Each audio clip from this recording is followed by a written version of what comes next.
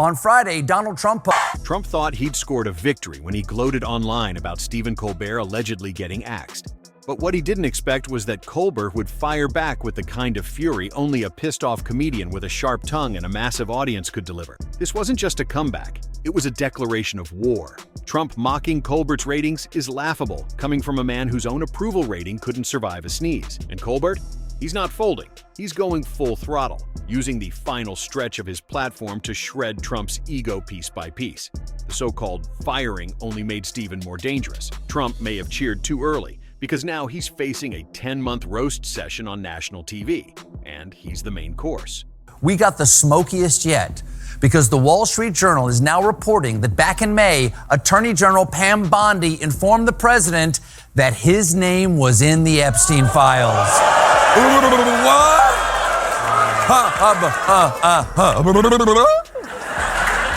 But he said he hardly knew the guy. He's in the files. He's in the files. And just when Colbert dropped that Epstein bombshell, Trump's damage control team scrambled like cockroaches in a spotlight. But it's too late. The stench is out. Trump's name sitting in Epstein's files is more than just another headline. It's a ticking scandal. And Colbert? He's weaponizing every second of airtime to twist the knife. You can feel the tension rising as he lays it out. Trump's lies are unraveling in real time. This isn't just late-night comedy, and it's a full-blown public dismantling of a man who spent years dodging accountability. One clip at a time, Colbert is torching the illusion of innocence Trump tries to wear like a cheap suit. And the audience? They're not laughing with Trump anymore. They're laughing at the fall of an emperor with no clothes. Ladies and gentlemen, let's take a walk down memory lane to the corner of Pervert Alley. For starters, here's a photo of Epstein attending Trump's 1993 wedding to Marla Maples. That is chilling. Tuxedo jacket with stonewashed jeans and cowboy boots? Jeffrey, the fashion police are calling. And they all want to see the list. Epstein was spotted in the background of another photo at the wedding, and in these two pictures with Trump at the 1997 Victoria's Secret Angels party, which raises the question, just what was Victoria's Secret? Colbert didn't just throw shade. He lit a torch and marched straight into the heart of Trump's past. Picture this, a 1993 wedding, Trump grinning, and right there beside him, Epstein blending in like a roach in a banquet hall. Stonewashed jeans, cowboy boots, and a tuxedo jacket. It's less fashion, more felony foreshadowing. Colbert doesn't have to spell it out. The pictures do the screaming. 2 decades of parties, smiles, and secrets later, we're supposed to believe Trump barely knew the guy? Please. Colbert isn't letting that revisionist fairy tale fly.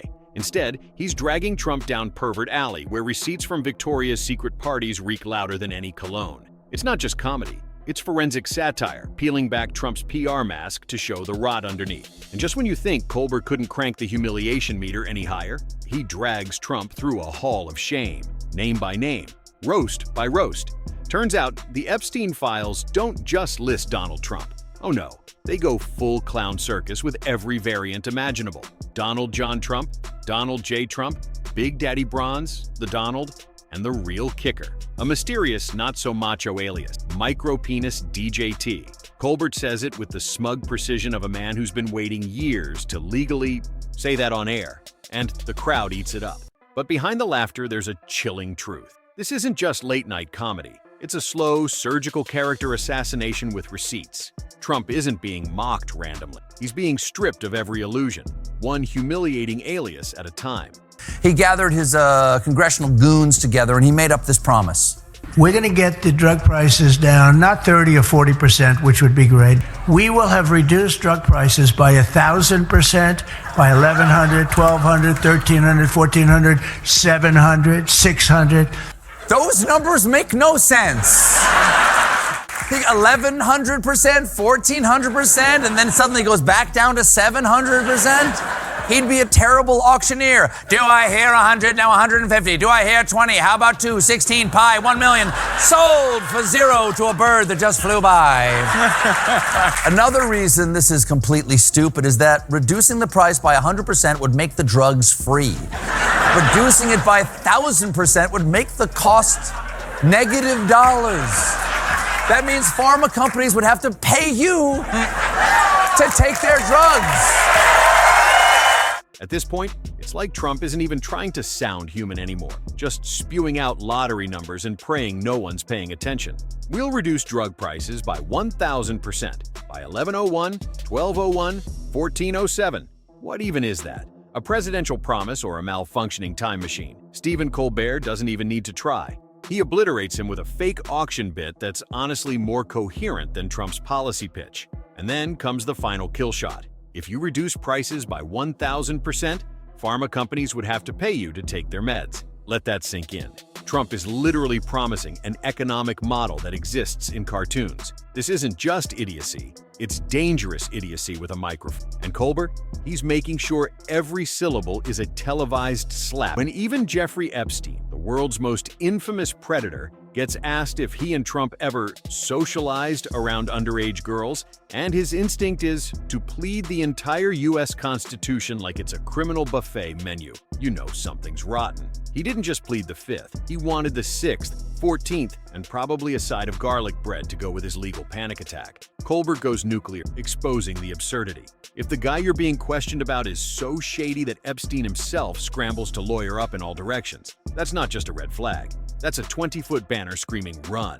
Trump's team might try to ignore the Epstein files, but Colbert, he's dragging every slimy secret into the spotlight and torching Trump's denials with a blowtorch of biting comedy jet, but still chose to hop aboard Epstein's infamous plane. Let that sink. The man with his own wings actively climbed into a flying sex dungeon, like a moth to the most radioactive flame. And Epstein's own brother confirmed they weren't just acquaintances, they were good friends. Translation? They shared more than airspace. What kind of president willingly cruises with a known predator unless he's enjoying the ride for all the wrong reasons? And when Epstein asked Trump how he managed to sleep with so many married women, Trump didn't hesitate. He celebrated the fact that it was so wrong.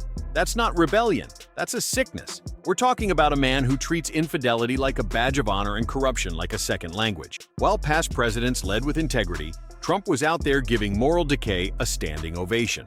This wasn't leadership. It was sleaze in a suit, grinning on a jet. Of shame. Let's be honest. When you surround yourself with predators, fly their planes, party at their mansions, and echo their twisted ethics, you're not just guilty by association. You are the association. Trump didn't stumble into Epstein's orbit like some clueless outsider. He was a regular, a fixture. The kind of guy who didn't just sip champagne at the Victoria's Secret parties, but hosted them with Epstein under the guise of business. What business? Handing out modeling contracts or collecting victims? And when Epstein's own brother starts peeling back the curtain and casually mentions conversations about sleeping with married women, because it's so wrong, it's not shocking. It's textbook Trump.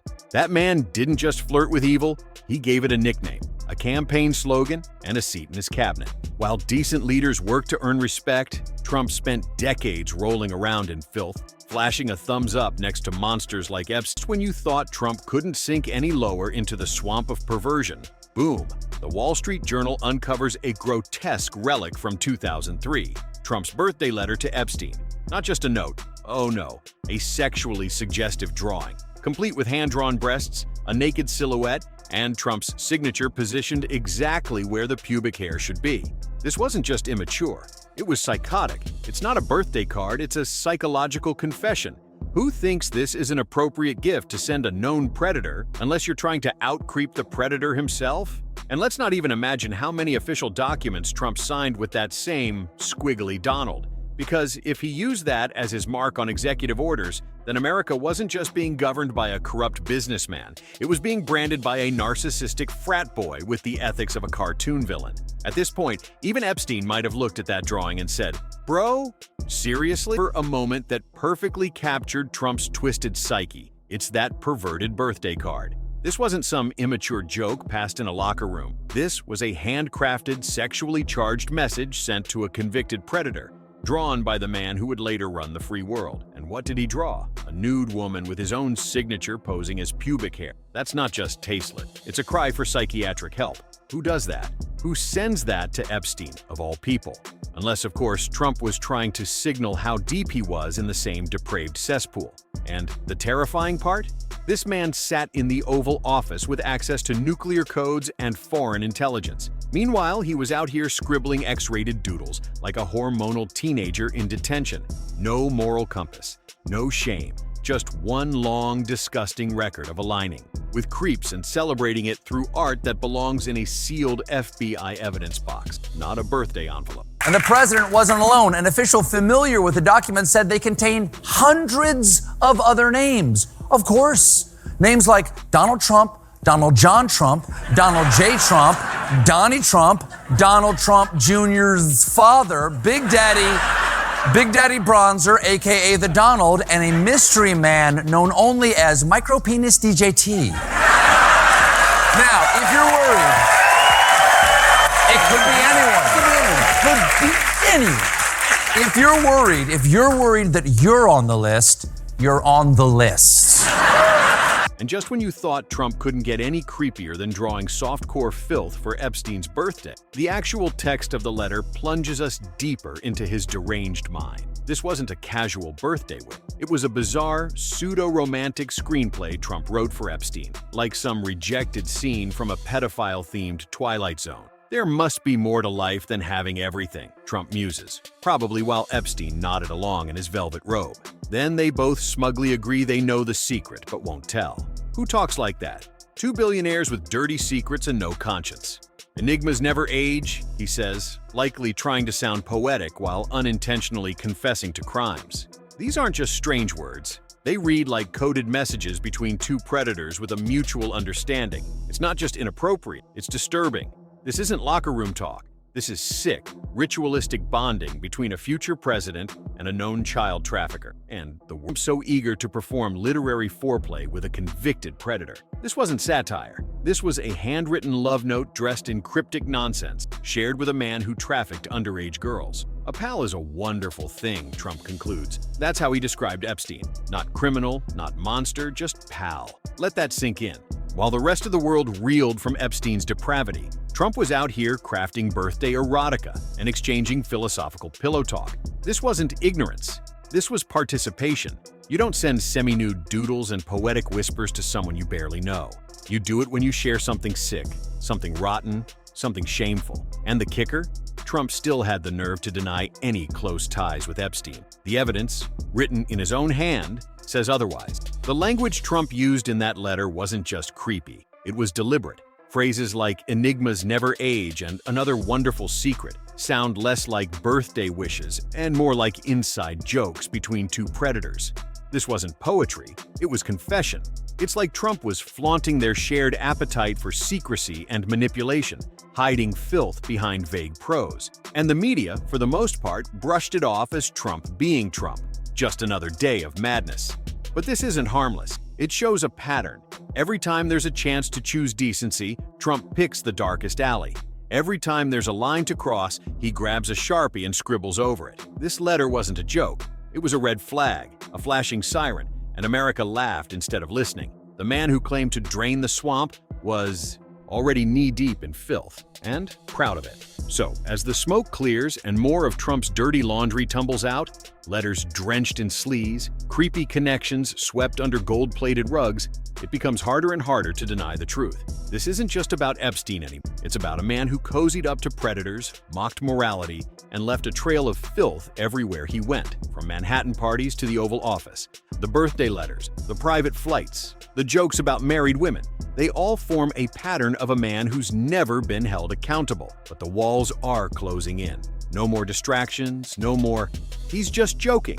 This is who Trump really is when no one's watching. And maybe, just maybe, America's finally ready to watch him fall.